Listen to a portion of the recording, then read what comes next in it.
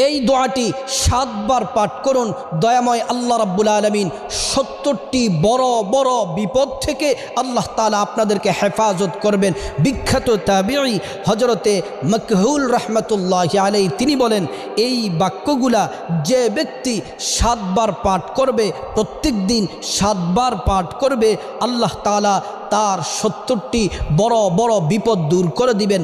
এর মধ্য থেকে সবচেয়ে ছোট যেই বিপদ, সবচেয়ে হালকা যেই বিপদ, সেটা হচ্ছে তার পরিবার থেকে অভাব দূর করে দিবেন, অনটন দূর করে দিবেন, টেনশন দূর করে দিবেন, পেরেশানি দূর করে দিবেন, দুশ্চিন্তা দূর করে দিবেন। সংসারে আল্লাহ তাআলা সকল বিপদ থেকে আল্লাহ তাআলা মুক্তি দিবেন যদি আপনি দোয়াটি পড়তে পারেন। দোয়াটি হলো লা হাওলা ওয়ালা কুওয়াতা ইল্লা বিল্লাহি ওয়ালা মালজা মিনাল্লাহি ইল্লা ইলাইহি। প্রিয় দিনী ভাই ও বোন, কষ্ট করে দৈনিক এই দোয়াটি 7 বার